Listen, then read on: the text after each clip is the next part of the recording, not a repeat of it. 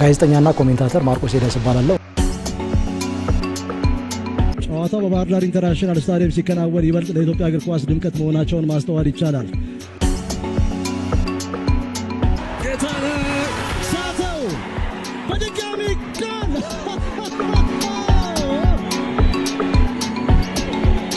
17 ሳምንት ጠብቋል። በዚህ ልክ ማርክ ፈረጆቹ የብላንደር ሚስቴክ የሚሉት አይነት ስህተት ነው። ምክንያቱም ምናልባት ጎል አዲዮሳና ሄኖክ አበበ ጨዋታውን በፊሽካቸው ደመደሙ። ምን አይነት ልብ አንጠልጣይ ጨዋታ ነው! ለኢትዮጵያ ፕሪሚየር ሊግ ጥሩ ማስታወቂያ የሚሆን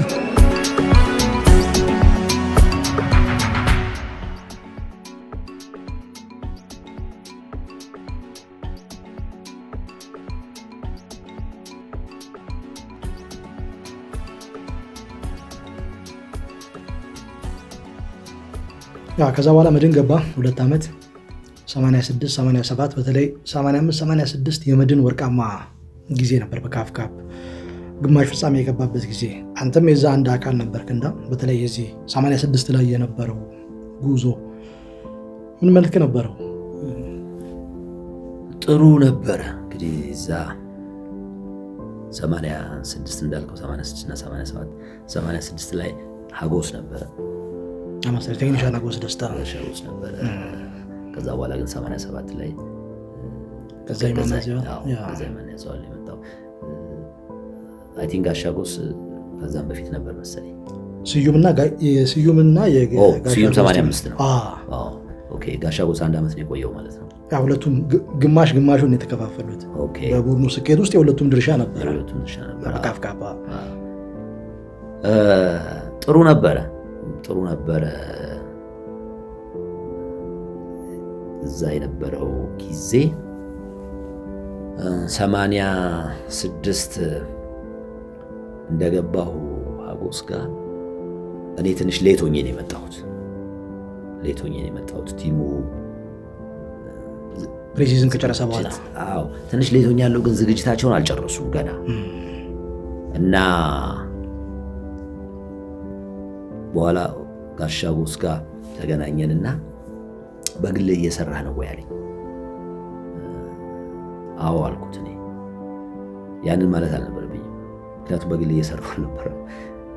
እኔ አዎ ያልኩት ለብቻዬ ወጥቼ በቃ ከቲሙ ጋር እንድቀላቀል ስለፈለኩ ነው። አይ አልሰራሁም ካልኩኝ እንደገና ሌላ ነገር ሊጠብቀኝ ነው በግሌ።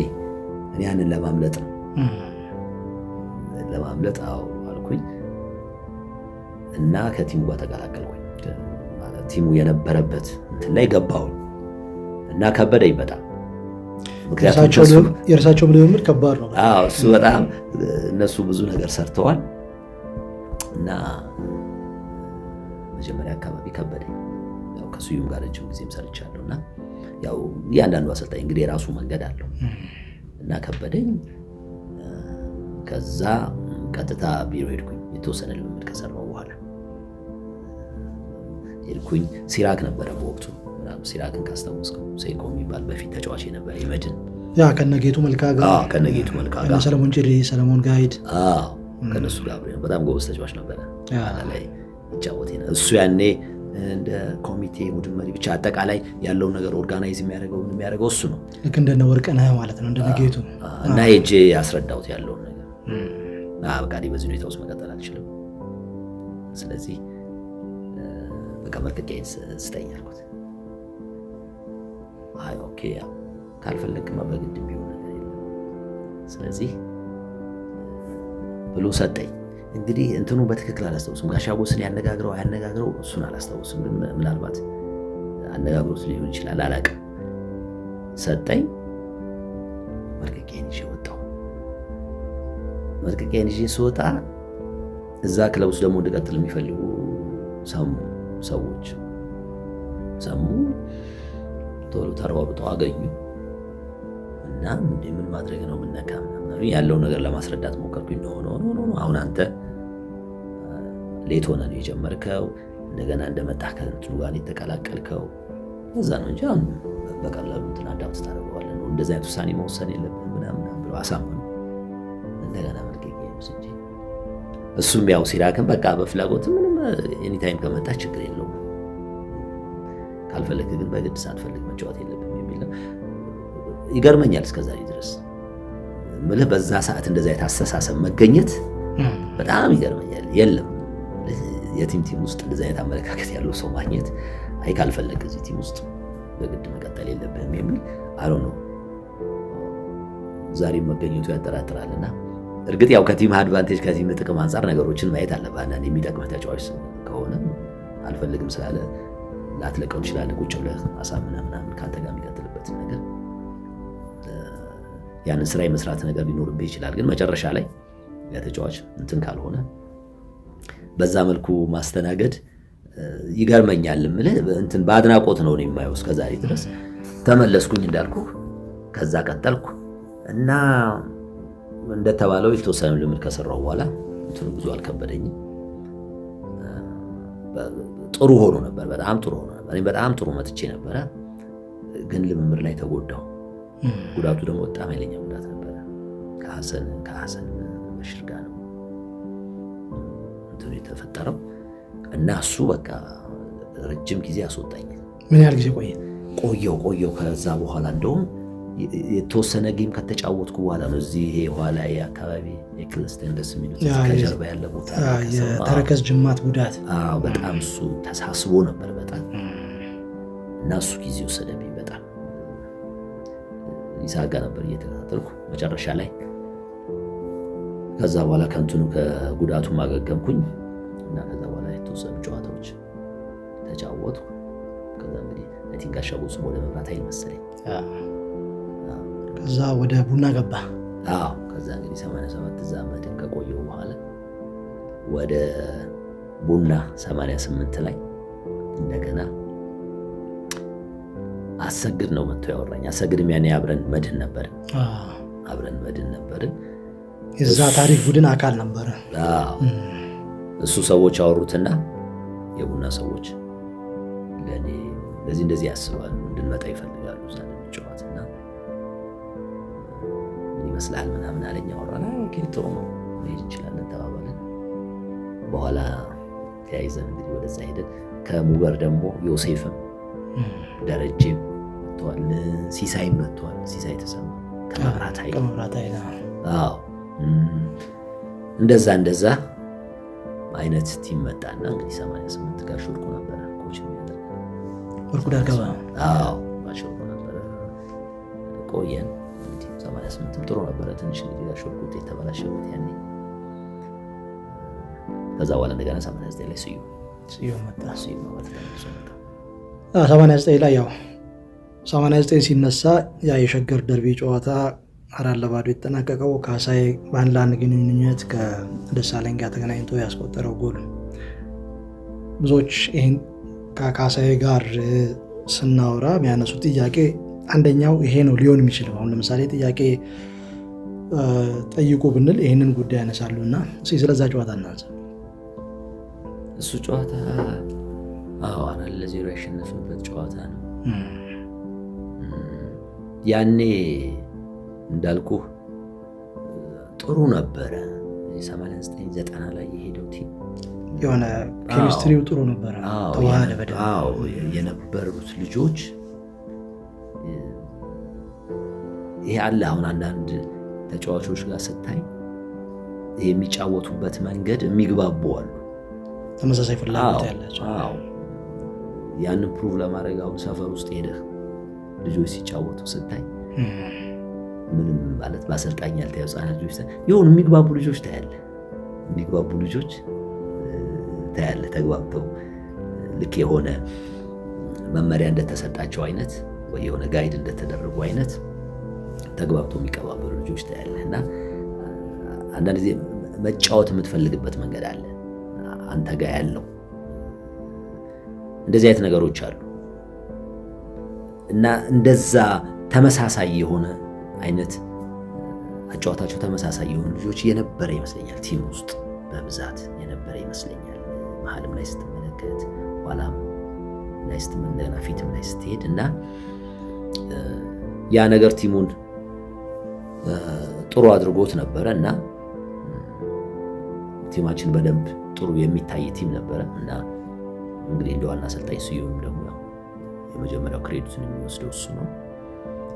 በዛ አይነት ሁኔታ ከብዙ ቲሞች ጋር ስንጫወት ቲማችን አስቸጋሪ ነበር። እንደገና ለማየትም የምትፈልገው አይነት ቲም ነበረ እና በዛ ሁኔታ ውስጥ ነን ነው ያንን ጨዋታ ያደረግነው ከጊዮርጊስ ጋር።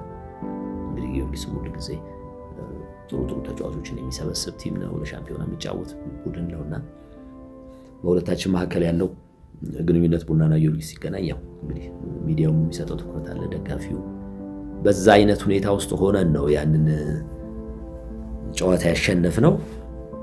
አይ ቲንክ እንግዲህ እኔ ያንን ጎል ያገባሁት አራተኛ ወይ ሶስተኛ ጎል ነው የሆነ ከጨዋታ ውጪ ለመስራት የፈለጉ ይመስለኛል እዛ እንቅስቃሴ ላይ ጊዮርጊሶችና በተወሰነ መተው ነበርና በዛ መሃል ነው አልፈናቸው ነው። ስለዚህ በጊዮርጊስ ተጫዋቾች ከኋላ በነበሩ ተጫዋቾችና በደሳለኝ መካከል ክፍተት ነበር፣ ጋፕ ክፍተት ስለነበረ እንግዲህ ያንን ክፍተት ለማጥበብ ነው እሱ የወጣውና ከኔ ጋር መንገድ ላይ የተገናኘ ነው። ስለዚህ ከነበረው ርቀት አንፃር ከጀርባውም እሱ ከፍቶ ስለመጣ እንግዲህ ቀጥታ ወደ ጎሉ ይመታል ብሎ ነው መሰለኝ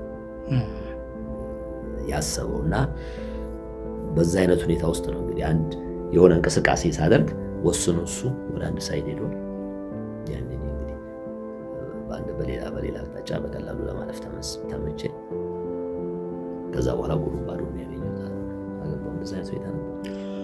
ያ በዛ ዓመት የኢትዮጵያ ሻምፒዮን ሆናችሁ ከዛ ኢትዮጵያን በመወከል በካፍ ሻምፒየንስ ሊግ ላይ ቀረባችሁ። ኢትዮጵያ ቡና ሲነሳ ያ ታሪክ ይነሳል። ኦፍኮርስ 86 ለመጀመሪያ ጊዜ በካፍ ካፕ ላይ የቀረበበት ውድድር ነበር። ከሱዳኑ አልሙራድ ጋር የተጫወተበት ጊዜ እዚህ 2-1 አሸንፈው እዛ 2-2 የተሸነፈበት ነው። ሚሊዮንና ጆሮ ያገቡበት 90 ላይ የተለየ ነበር። ከሲሸልሱ ሴንት ሚሼል ወይም ቅዱስ ሚካኤል ጋር የነበረው ጨዋታ አለ። አልሃሊ አለ፣ ቀጥሎ ያንጋ አለ። የሴንት ሚሼል ጨዋታ እዛ 1-0 የተሸነፋችሁ አዌ፣ እዚህ 1-0 የተማራችሁ 8-1 በሆነ ውጤት አሸነፋችሁ። አልሃሊ እዚህ 1-1 አዌ 2-1 አንተና አሰግድ ያስቆጠራችሁት እዚህ ቴድሮስ በቀለ ቦካንዳ ያገባበት ነው። የሲሸልሱ ጨዋታ 5 ጎል ያስቆጠረበት ነው አሰግድ። ከዛ ከያንጋ ጋር እዚህ 2-1 ወጣችሁ 2-0 እየመራችሁ አንዳኬንዳ መኮዳ የሚባል 5 ቁጥር ተጫዋች ከመስመር ላይ የሚያሻግራቸው ኳሶች ነበሩ ውጤታማ የነበሩት። እዛ 6-1 አለቀ። ብዙ ነገሮች ነበሩት። እስቲ ሶስቱን ጨዋታ እናንሳ። እንዳልከው የመጀመሪያው ከሲሸል ጋር ነው የተጫወትነው። ሲሸልስ ጋር እዛ 1-0 ተሸነፍን።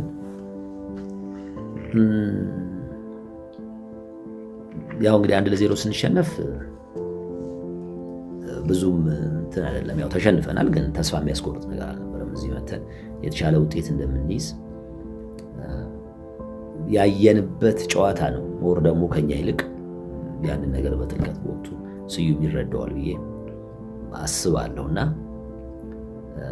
እዛም ራሱ 1-0 እንሸነፍ እንጂ የነበረው አጠቃላይ ነገር ጥሩ ነበር። ወበቅ ነበር። አዎ ወበቅ አለው። እንትን ነው በጣም ነው የሚያልብህ። በደንብ ፈሳሽ መውሰድ ያስፈልጋል። ልምምድም ላይ እንደገና ወደ ጌም ስንመጣ ያው ያልባህል ብዙ ስለሚያልብ ያደክማል ፈሳሽ። ግን ይሄ ለመተንፈስ ለምናምን ችግር የለውም። በደንብ አየር ለማስገባት ለማስወጣት አየሩ ችግር የለውም። እንደውም ለኛ ቀላል ነበር ማለት ይቻላል። እና ከዛ በኋላ እዚህ መጣ። እዚህ ከመጣን በኋላ እንዳልከው ቅድሚያ መሰለኝ ያገቡት እነሱ ቅድሚያ ነው ያገቡት። ግን የነበረው ነገር ጥሩ ነው የነበረው አጠቃላይ እንቅስቃሴ። ረፍት ልንወጣ ስንል አስታውሳለሁ። ረፍት ልክ ልንወጣ አካባቢ ነው አንድ ኳስ ላሰግድ ሰጠሁት እና አሰግድ አገባ። 1-1 ሆነን ነው ረፍት የወጣ ነው። ከዛ በኋላ ከተመለስን በኋላ ያው ስዩም አንዳንድ ነገሮች መረጋጋት እንዳለብን፣ አሁን ተጨማሪ ጎል ማግባት እንደምንችል፣ ሌላ ጎል እንዳይገባብን ተጠንቅቀን ያለውን ነገር ማስቀጠል እንዳለብን እንደዛ ነገሮች ገባን። ከዛ በኋላ ጎሎች አገባን። እንዳልከው አሰግድ 5 ጎል ነው ያገባው እዛ ጨዋታ ላይ ሪከርድ ነው በካፍ ሻምፒየንስ ሊግ። አንድ ኢትዮጵያዊ ተጫዋች በአንድ ጨዋታ 5 ጎል አላገባም። 5 ጎል። ከዛ በኋላ ቲንክ ቴዎድሮስ ማግባቱ መሰለኝ ዮሴፍም ሳይገባ አይቀርም እና የነበረው የጎሉ መብዛት ብቻ ሳይሆን ጎሉን እናገኝበት የነበረው መንገድ እሱ ነው ብዬ ነው የማስበው። አሁንም በድጋሚ ጎሎች እንድናገኝ ያደረገን እንጫወትበት የነበረው መንገድ ጥሩ ነበረ። ከዛ የቀጣዩ ጨዋታ እንግዲህ በዛ መልኩ ተጠናቀቀ ከሲሼልስ ጋር። ቀጣዩ ጨዋታ ከአልአህሊ ጋር ነበረ። ቡድኑ ትልቅ ቡድን ነው። እዛ ውስጥ ያሉት ትላልቅ ተጫዋቾች ናቸው። ኦሳማ ሰን አሉ። አብዛኞቹ ትላልቅ ተጫዋቾች አሉ እዛ ውስጥ የነበሩ። በኋላ እዚህ 1-1 ወጣን።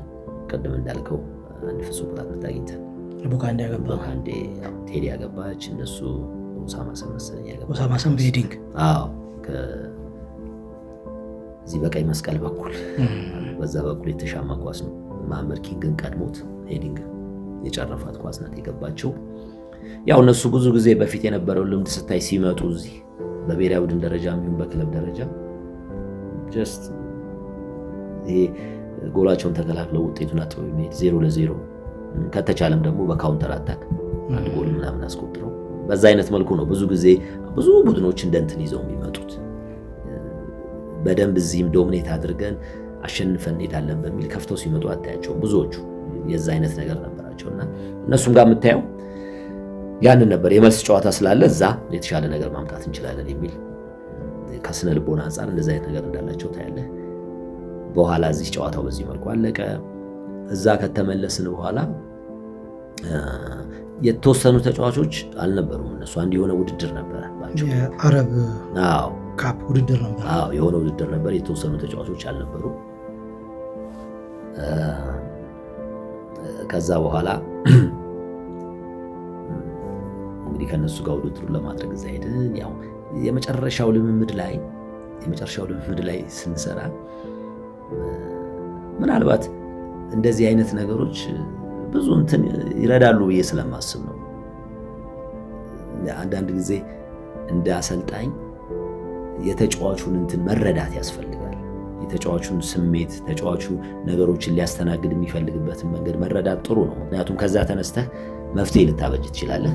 ምክንያቱም ወይ ደግሞ ተጫዋቹ በተሳሳተ መንገድ ከሆነ የተረዳው ለማስረዳት እድል ታገኛለህ። እና አንድ የሆነ ልምምድ እያሰራን ነበረ ስዩ እና እሱ የሚፈልገው ነገር ነበር፣ እንድናደርግ የሚፈልጋቸው ነገሮች ነበሩ። ግን ብዙ ተጫዋቾች ላይ ያንን ነገር ማየት አልቻለም እና በጣም ተበሳጭቶ ነበር። አዲስ ድሪል ነው፣ አዲስ ድሪል አይደለም። ግን ይሄ አዲስ ድሪል ሳይሆን ብዙ የምንሰራው ነገር አይደለም። ግን የኳሱ ፍሰት በዊንግ በኩል ሄደን እንድናሻማ እንደዛ አይነት ነገሮች እያሰራ ነበር የሆነ ነገር እና በዛ በኩል ከሄደን አንደኛ እንግዲህ እዛ ጋር እነ ኩኩሻ አሉ፣ እነ መሐመድ ኪንግ አሉ፣ እነ አንዳርጋቸው ምናምን አሉ።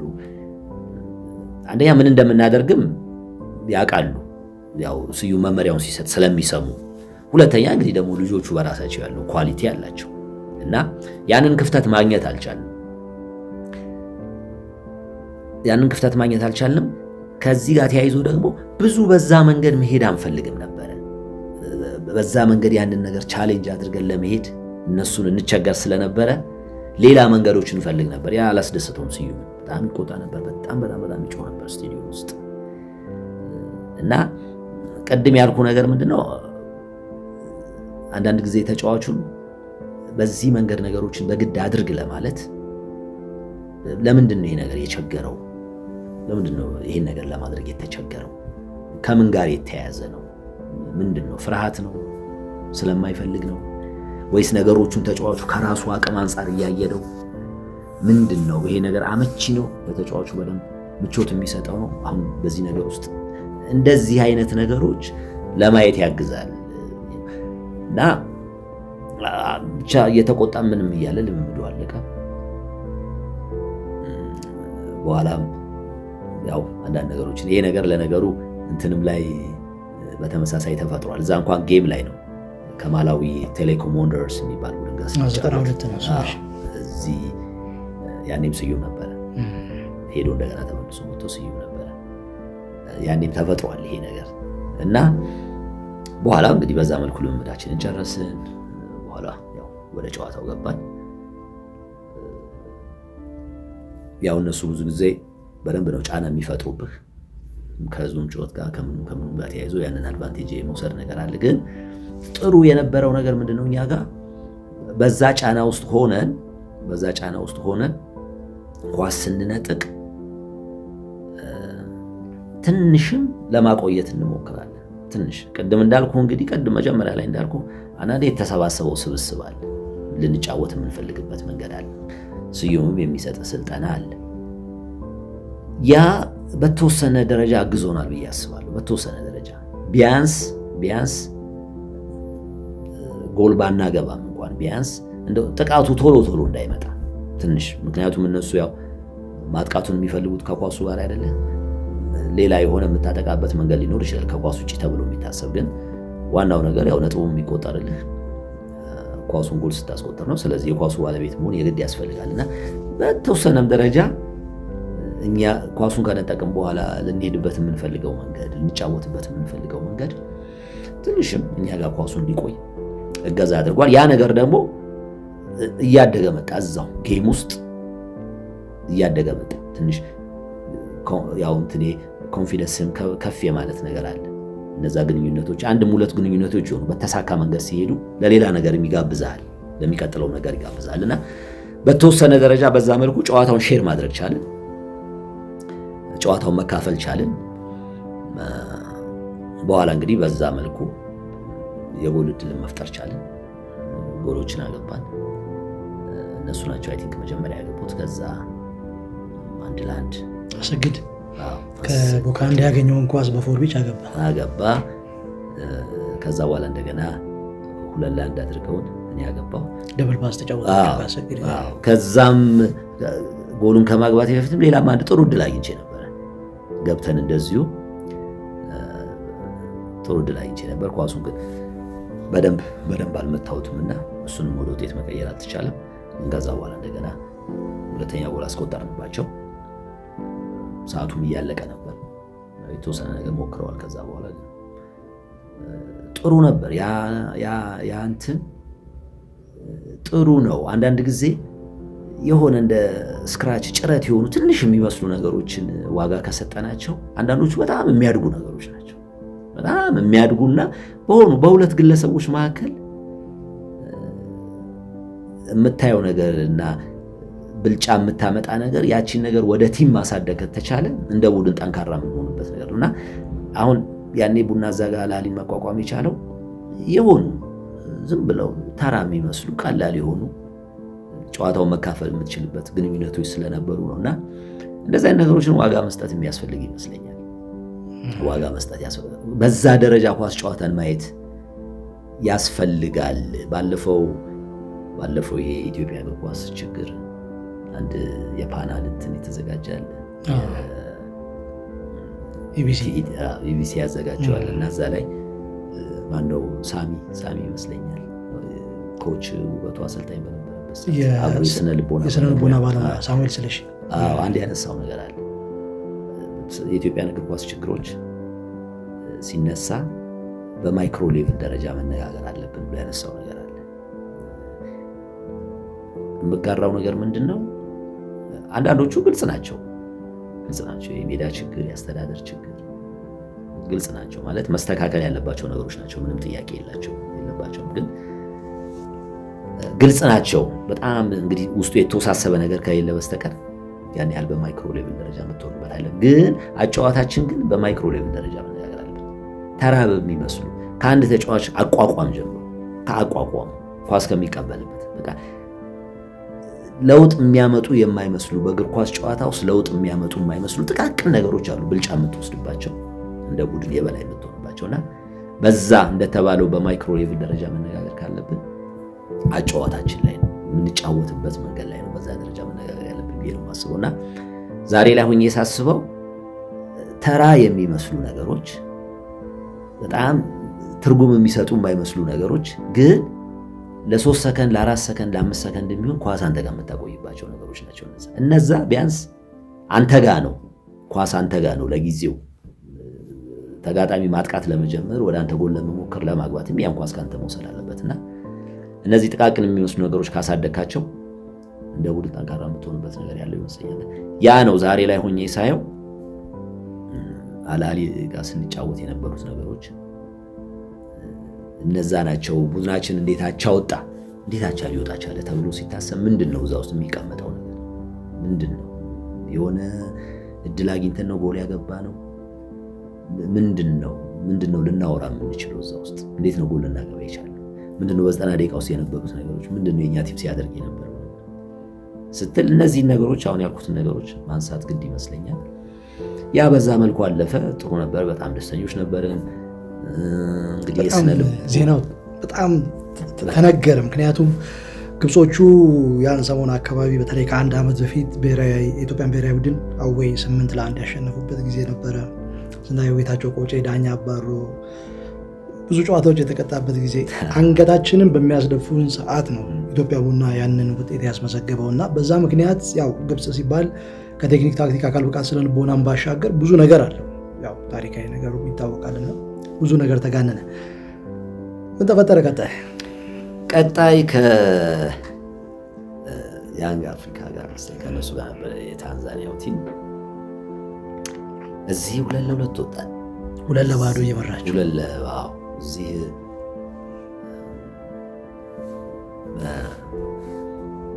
በርከት ባለ ጎል ማሸነፍ ነበረብን ብዬ አስባለሁ። አንዳንድ ጊዜ በጥንቃቄ ሊያዙ የሚገባቸው ጉዳዮች ብዬ የማስበው ሁል ጊዜ ኳሊቲን ሁኔታዎች ሊያስለቅቁ አይገባም። ያለህን ነገር ሁሌ በቃ በዛ ያንን ነገር ጠብቀ መሄድ አለብህ። አንዳንዴ ስነ ልቦና ከፍ ሲል አስታውሳለሁ አንድ ጊዜ 89-90 ላይ ቡና በጣም ጥሩ ነበር። በጣም ቲማችን ጥሩ ነበረ እና ቀጣይ ጨዋታችን ከሆነ ቡድን ጋር ነበር። ያው ቲሙን መጥቀስ አያስፈልግም እና ሰዎች ይሰጡ የነበረው አስተያየት እንግዲህ አሁን እሁድ ቀን ህብረት ትርኢት ነው የምናየው የሚል አይነት ነገር ማለት በደንብ በቃ የሚፈጠረው ብልጫ ልዩነቱን ምናምን ያንን ነገር ነበር እና ያ አይ ቲንክ ከስነ ልቦና አንጻር እኛን ወደ አላስፈላጊ ነገር ወስዶናል ብዬ አስባለሁ። በዛ ላይ እንደገና ከዛ ቡድን ጋር ስንጫወት ያ ቡድን እንደተጀመረ በሆነ ደቂቃ ውስጥ ሰው በቀይ ወጣባቸው።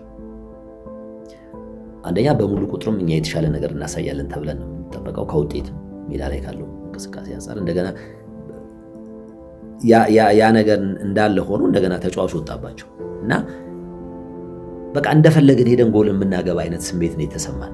እንትኑን ለቀቅ ነው ተጋጣሚውን የምንቋቋምበት ሂደቱን ምኑን ለቀቅ ነው እና ጭራሽ ያ ቲም ከኛ የተሻለው ጭራሽ እና ጨዋታው አቻ ነው የተለያየው። እንደውም እነሱ ሰው ወጡባቸው የተሻለም ሆኖ ማለት ነው።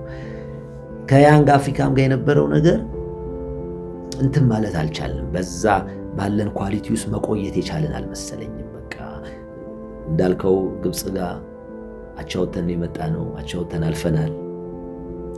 ኦቨር ኮንፊደንስ ይሄ ያንግ አፍሪካ ነው። የሚጠበቅ ነገር አለ። በቃ ብዙ ጎል እንደምናገባ አይነት ነው የሚጠበቀው። ያ መጠበቁ ችግር የለው። አስቀድመ ካመጣ ሁኔታ ውጤት አንጻር የሚገመቱ ነገሮች ይኖራሉ። ግን ወደ ጨዋታው ስትገባ ግን ተጋጣሚ ልትቋቋም የምትችልበት ያ ነገር እንደተጠበቀ መሆን አለበት። ከዛ ነገር ይወጣን ይመስለኛል። እነሱም ያንን እድል አገኙ። በ2-2 ጨዋታው አለቀ። እዛ ከሄድንም በኋላ እርግጥ በወቅቱ አንዳንድ የተፈጠሩ ነገሮች አሉ። እንግዲህ በእርግጠኝነት ያንን ነገር ዛሬ ላይ ይሄ ነው ብሎ ለማውራት በደንብ እርግጠኛ መሆን ያስፈልጋል። ሁሉም ማስረጃ የሚፈልጉ ነገሮች ናቸው። ሁሉም ሞዲፊጆ እያለ አንዳንዶቹ ማስረጃ የሚፈልጉ ነገሮች ናቸው በእርግጠኝነት።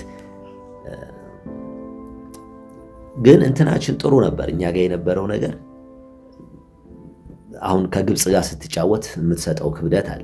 በወቅቱ ከአልአህሊ ጋር ከያንግ አፍሪካ ጋር ስንጫወት እዚህ ምንም እንኳን 2-2 ብንወጣ ግን እንትናችን ያን ያህል እዚህ 2-2 በመውጣታችን እዛ ውጤቱ አስቸጋሪ ይሆናል ብለን አልጠበቅንም። እንደውም እንደተጀመረኛ ነን ያገባንባቸው። ሳሚን ያገባባቸው አስታውሳለሁ። በአንደኛው ደቂቃ ላይ ከሀገር ውጭ በተከናወነ ጨዋታ ፈጣኑም ጎል በኢንተርናሽናል መድረክ ሂደቱም ጥሩ ነበር። ሂደቱም ራሱ ጎል የገባበት መንገድ ጥሩ ነበረ። ግን ከዛ በኋላ ኋላ ላይ የተበላሹ ነገሮች ነበሩ። ትክክል አልነበረም። የምንጫወትበት መንገድ የነበረው የኳሱ ፍሰት በተለይ እኛ መሀል ላለነው ልጆች አመቺ አልነበረም። በዛ አይነት መንገድ የቋሚ 11 ለውጥም ነበረ ከበረኛ ጀምሮ ለውጥም ነበረ። አንዳንድ እንግዲህ ከአንዳንድ ነገር ጋር ተያይዘው የሚነሱ ነገሮች ነበሩ። እንዳልኩ በጣም እርግጠኝነት ይጠይቃል። ይሄ ትክክል አይደለም፣ ሆን ተብሎ ነው የተደረገው ለማለት በጣም እርግጠኝነት የሚጠይቅ ነገር ነበረ ያ ነገርና እኛ እናደርጋቸው የነበሩት ነገሮች እኛ ለመጫወት የምንሞክርባቸው ነገሮች ጭራሽ ላይ አፍሪካ ተመቻቸው። በቃ በመሐከላችን ምንም ግንኙነት አልነበረም ማለት ትችላለህ። ይሄ ግንኙነት ስልህ ይሄ የመነጋገሩ ጉዳይ ሳይሆን ይሄ በጨዋታ ያለ ግንኙነት አለ አይደለ? ሌላ ነው። እኔ የምፈልገውና ወይ ጓደኛ የሚፈልገው በቃ የተለያየ ነገር ውስጥ የተለያየ አስተሳሰብ ውስጥ ነን የነበረውን ስትመለከተው ያው አንዳንዴም እንትኖች ለምን እንዲያናደርግም የሚለው ነገር አለ። ግን ያ ጭራሽ ተመቻቸው እንትን አደረጉ። ብዙ ጎል አገቡብን። ከጨዋታው በፊት አስታውሳለሁ እንትናም ስብሰባው ላይ ተገኝቶ ነበር። ያው ስዩም ጋብዞት ማነው እሱም በቅርቡ አረፈ መሰለኝ አንተነህ እሸቴ።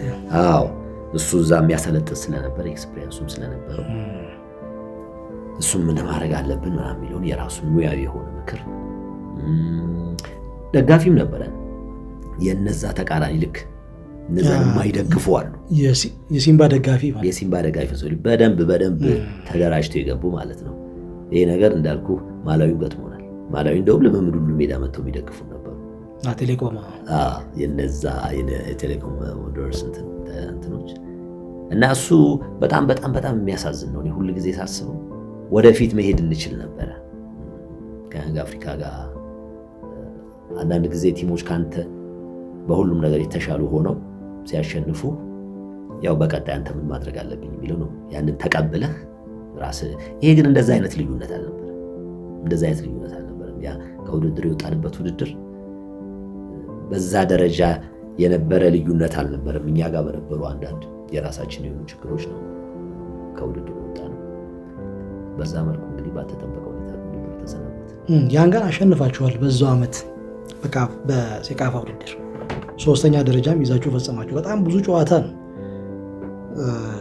አከናወነ የሚባለው ኢትዮጵያ ቡና 52 ጨዋታ 1990 ላይ ፕሪሚየር ሊግ 14 ጨዋታ ካፍ ሻምፒየንስ ሊግ ሴካፋ ከዛ ውጪ የጥሎ ማለፍ ጨዋታዎች እነኝን ጨምሮ ሌሎች የተለያዩ የፌስቲቫል ጨዋታዎችን ጨምሮ በጣም ብዙ ነው። በሊጉ አንድ ጨዋታ ብቻ ነው የተሸነፈው ኤልፓ ሻምፒዮን በሆነበት የውድድር ዘመን። ያን ሰሞን ኢትዮጵያ ቡና በተለይ ለግብፅ ቡድኖች በጣም ፈታኝ ነበር። ቴሌኮም 1992 ላይ እዚህ 3-0 አሸነፋችሁ። እዛ አንድ እኩል አንዋር ሁለቱም ላይ ጎል አገባ። ከዛ ከዛማሌክ ጋር አዌይ 2-1 አንዋር እዛ ገባ። ያቺ ሞመንት አንዋርን ወደ የመን እንዲሄድ እሱን ተከትሎ በርካታ ኢትዮጵያ ተጫዋቾች አሰልጣኞች እንዲመጡ፣ ምክንያቱም ቶፕ ክላስ ላይ የነበረ ተጫዋች ነው። 1990 የዓመቱ ኮከብ ተጫዋች ተብሎ የተመረጠበት ጊዜ ነበርና በዛ ብቃቱ ላይ የነበረበት ጊዜ ነው። ከአሰግድ ጋር ደብል ፓስ ተጫውቶ ካይሮ ላይ ያስቆጠሩት ጎል አሰግድ አምበል በነበረበት ጨዋታ የሚታወስ ነው። ብዙ ተጫዋቾች እነ ሚካኤል ጋምብሬ፣ ቴድሮስ በቀለ ቦካንዴ ከክለቡ ጋር ተለያይቶ አዳዲስ ተጫዋቾች የመጡበት ጊዜም ነበርና አማካዩ እንደውም 1990 ካሳዬ፣ አሸናፊ በጋሻው፣ ቴድሮስ በቀለ ቦካንዴ ነበር። 92 ላይ ካሳዬ፣ አንዋርና አሸናፊ ግርማ የነበሩበት ሚድፊልድ ነበርና በዚህ ያህል ደረጃ የተቀያየረበት ጊዜ ነው። ግን 92ም ጥሩ ነበረ። የመጨረሻው ምዕራፍ ላይ ደርሶ ነበር ቡድኑ እስከ ግንቦት ወር ማለት ነው። አንድ ቡድን እስከ ግንቦት ወር ከደረሰ ምድብ ድልድል ውስጥ ሊገባ የመጨረሻው ምዕራፍ ላይ እንደደረሰ ከጊዜው ሁኔታ ማሳያ ነው። የካቲት ላይ ፕሪሊሚናሪ ራውንድ ወይም ቅድመ ማጣሪያ አለ። ቀጥሎ መጋቢት፣ ከዛ ግንቦት ላይ ነው እንደዚህ የካፍ ስኬጁል የሚያሳየውና 92 እንመለስ እስኪ ምን ይመስላል? ጥሩ ነበረ፣ በጣም ጥሩ ነበረ። እሱ እንዳልከው ከቴሌኮም ወንደርስ ከሚለው ጋር ነው እዚህ ያደረግነው። እዚህ 3-0 ነው ያሸነፍናቸው። በኋላ እዛ የመልሱ ጨዋታ እዛ ተካሄደ። 1-0 ማረጋቸው 2-0 አረጉ።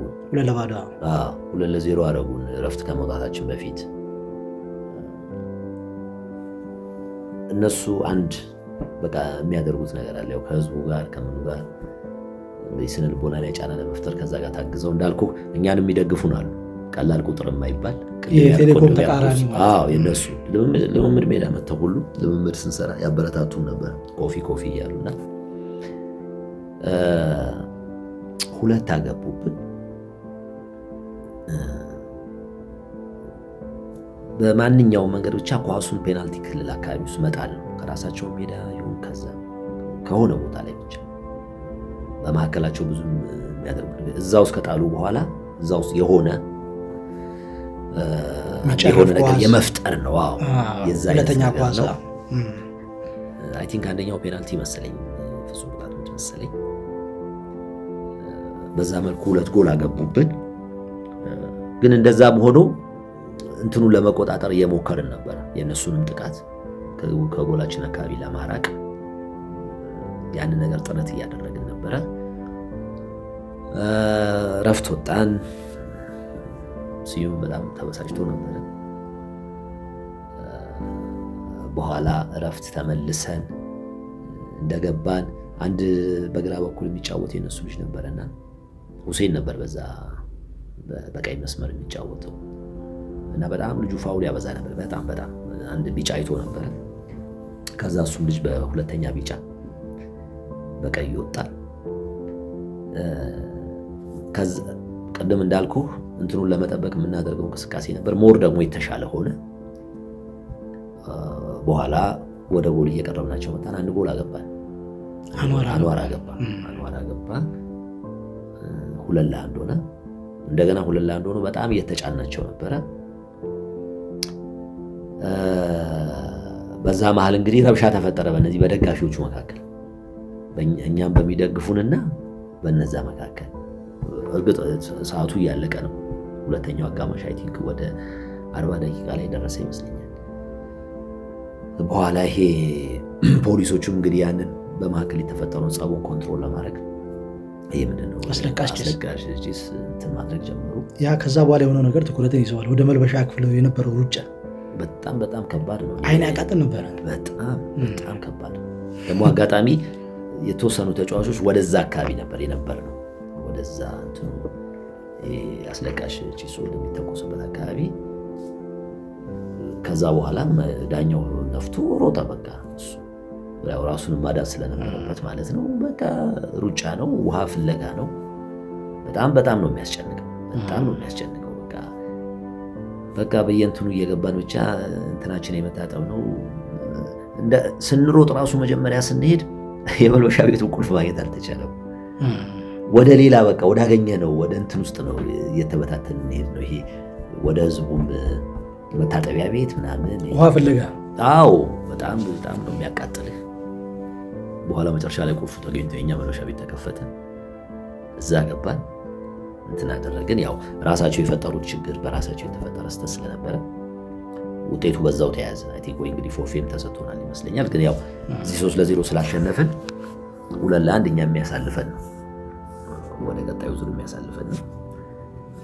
እሱን አለፍን። እሱን ካለፍን በኋላ ከዛማሊክ ጋር ነበር ጨዋታው። ከዛማሊክ ጋር የመጀመሪያውን ጨዋታ እዛ ነው ያደረግነው። ጥሩ ቡድን ነው። ያው እንግዲህ እዛ ግብጽ ውስጥ ብዙ ጊዜ ያው ስማቸው የሚነሳው አልአህሊና ዛማሊክ ነው። ጥሩ ቡድን ነው። ጥሩ ተጫዋቾች አሏቸው። አንድ እንደውም አስታውሳለሁ ኩሊባሊ የሚባል መሰለኝ ካልተሳሳትኩ፣ ሶማሊያ ኩሊባሊ አምበል ነበር፣ የማሊ ዜግነት። በኋላ ጀርመንም ሄዶ ነበር። ጀርመን የሆነ ክለብ ውስጥ ተጫወተ ነበር፣ ቡንደስሊጋ ውስጥ ፍሬይቡርግ ሄዶ ተጫወተ። እሱም ነበረ ፊት ላይ። እሱም ጎበዝ ተጫዋች ነው። ግን እንዳልኩ ቲማችን ጋር የነበረው ነገር ጥሩ ነው። እርግጥ ከአልአህሊው ጨዋታ እና ከዛማሊክ ስታይ ዛማሊኮቹ ትንሽ ተጭነውናል። ግን እንደዛም ሆኖ የነበረው ነገር ጥሩ ነው። እንዳልኩ አንዋርም አለ ያኔ መሀል ላይ አሸናፊም አለ ግርማ። የ90ው ቲም ላይ አንተ ለአሰግድ ቅርብ ሆነ ትጫወታለህ። 92 ላይ የነበረው አንዋር ለአሰግድ ቅርብ ሆነ ይጫወታል። ጥሩ ነበር። በዛ መልኩ እዛ 2-1 አለቀ ውጤቱ። በኋላ እዚህ የመልሱ ጨዋታ ነበር። እዚህ አዲስ አበባ ከመጣን በኋላ 2-1 አሸነፍናቸው። 2-1 አሸነፍ። ዘውዴ ያገባ ዘውዴ ያገባ። አቻውኑ ወዲያው አቻውኑ። ከዚህ አንድ የተሻማ ኳስ ወደ በአንድ ደቂቃ ልዩነት ነው አጸፋዊ ምላሽ ሰጡት። ከዛ አንዋር በፔናልቲ አገባ። አንዳንድ ኳሶችንም ስተናል አስታውሳለሁ። አሰግድም ስቷል፣ ብረት መጥቶበታል። የነበረው ነገር ጥሩ ነበረ። እነሱም የግድ በተለይ 1-0 ካደረግናቸው እንደገና 2-1 ካደረግናቸው በኋላ በዛ አቻ ውጤት የሚያልቅ ከሆነ ቀጣይ እንግዲህ ወደ ፍጹም ቅጣት ምናምን የሚሄደውና የግድ እነሱም ለቀው ወጥተው መጫወት ነበረባቸውና ነፃ የሆነ ጨዋታ ነበረ። ፋይናሊ ወደ ፔናልቲ ደረስን። እነሱ በፔናልቲ አሸነፉን እና ያ ቲም ነው ሻምፒዮን የሆነው፣ እነሱ ናቸው። አስታውሳለሁ ጨዋታው ካለቀ በኋላ ራሱ አሰልጣኛቸው መልበሻ ቤት መጥቶ አድናቆቱን ገልጿል። መጥቶ እንግዲህ ምናልባት በዛ ደረጃ አልጠበቀም ይመስለኛል ቲሙ። ሱማይላ ኩሊባሊም ለአንዋር የተለየ አድናቆት ነበር የሰጠው።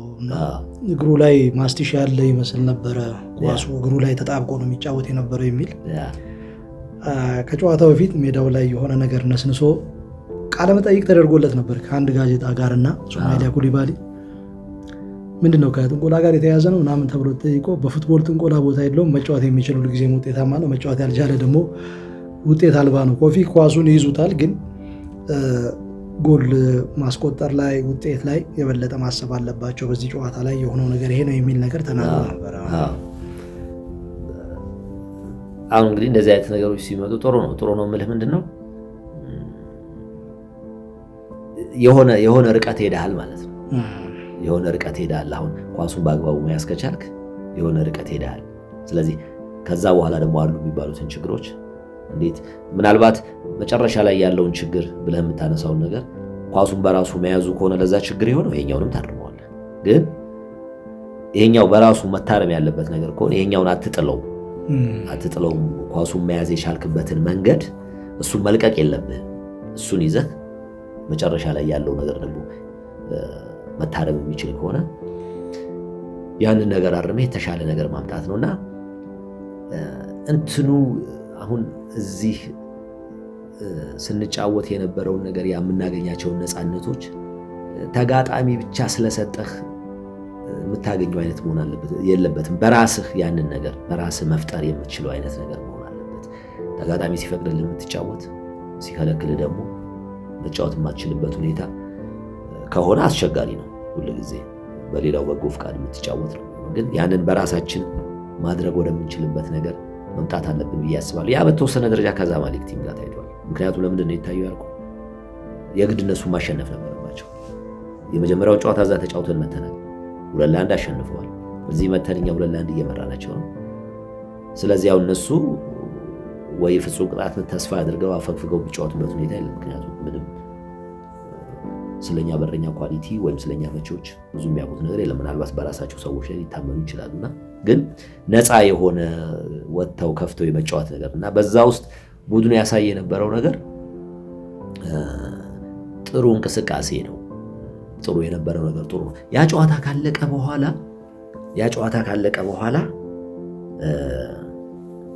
በንጋታው ይሁን ምናልባት ከ1-2 ቀን በኋላ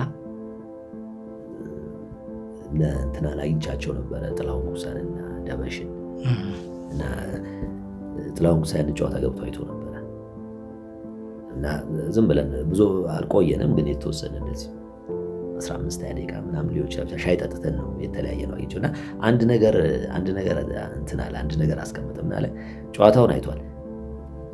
እኔ ጨዋታውን ሳየው የኛ ልጆች ትንሽ ብልሃት ይጎላቸዋል እና የሚገርም ነው ያየበት መንገድ።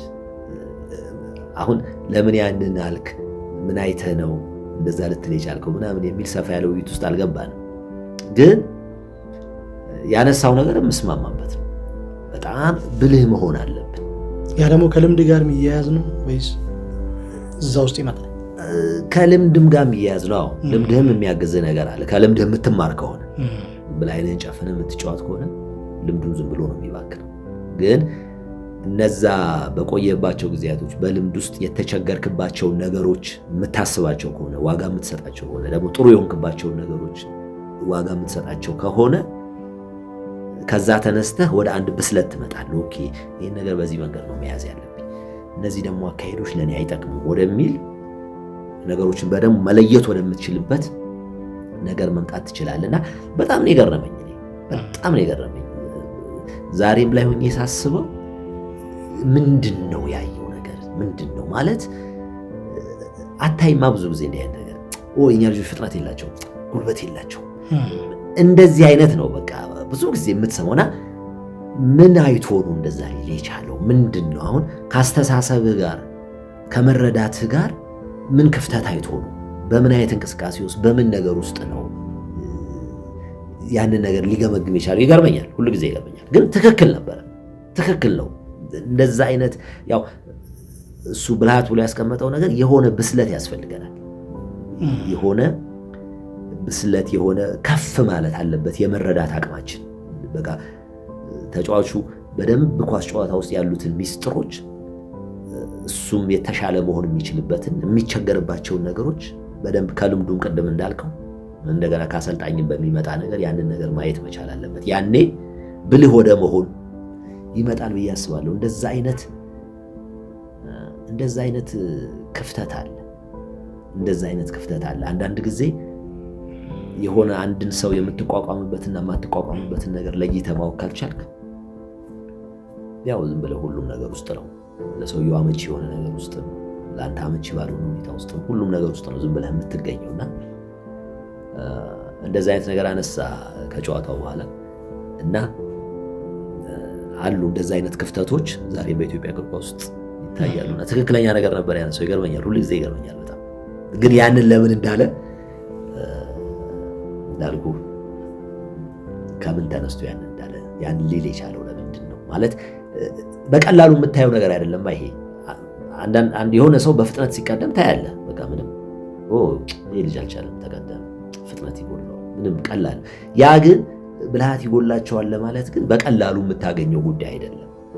የሰውየውን አስተሳሰብ ማግኘት ማለት ነው። የሰውየውን ያ በቀላሉ የሚገኝ ነገር አለና እንደዚህ አይነት ክፍተቶች እንግዲህ አሉ። ግን ይሄን ይመስላል። ግንቦት 1992 የተከናወነ ጨዋታ ነበር። ያ ጨዋታ አዲስ አበባ ላይ ዘውዴና ስምኦን የመለያ ምቱን ስተዋል። ዘውዴ በጨዋታው ላይ ጎል አስቆጥሮ ነበር። ከዛ በኋላ የሆነው ነገር ትኩረትን ይስባል። የሱፐር ካፕ አሸናፊ ሆናችሁ በቀጣይ ዓመት ጊዮርጊስን አሸነፋችሁ። ግን ስዩም የጨዋታ መንገዱን ቀየረ። ቡድኑ ለሁለት ተከፈለ። ቡናም ብዙ 1-1 አቻ ውጤቶችን መዘገበና ከዚህ ከኤችአይቪ መሪዎች መካከል አንደኛው ይሄ መወሰን 1-1 ከዛ ጋር ተያይዞ እንደዚህ አይነት ስም ወጣለት። ለሁለት የመከፈል ቲም እንትን ነበረ። ከዛ የጨዋታ መንገድ እንውጣና የብዙ የሚነካካውን የኳስ ንክኪ ትተነው በ4 እና በ5 የኳስ ንክኪ ተጋጣሚ ቡድን ላይ እንድረስ በሚል ካሳይ፣ ኩኩሻ፣ አሰግድ፣ ሜቢ አንዳርጋቸው የሆነ ግሩፕ ለብቻ የሆነ ግሩፕ ደግሞ ለብቻ የዛ የጨዋታ መንገድ የተመቻቸው ተጫዋቾች ነበሩ። ለምሳሌ አሸናፊ ግርማ፣ ማሞ አለም ሻንቆ፣ አስፕሬላ፣ ሁሴን ሰማን እንደዚህ። በኋላ በዛ ዓመት አሸናፊ በጣም ጎልቶ የወጣበት ጊዜ ነበር 1993 ነው። ያ ለሁለት የተከፈለው ግሩፕ የነበረው ሂደት በኋላ አሰግድም ጫማውን በዛ ዓመት ሰቀለ። ጊዜው ሳይደርስ ምን ነበር የተፈጠረው? ጋዜጠኛና ኮሜንታተር ማርቆስ ሄደስ እባላለሁ። ጨዋታው በባህር ዳር ኢንተርናሽናል ስታዲየም ሲከናወን ይበልጥ ለኢትዮጵያ እግር ኳስ ድምቀት መሆናቸውን ማስተዋል ይቻላል። ሳተው በድጋሚ ጎል!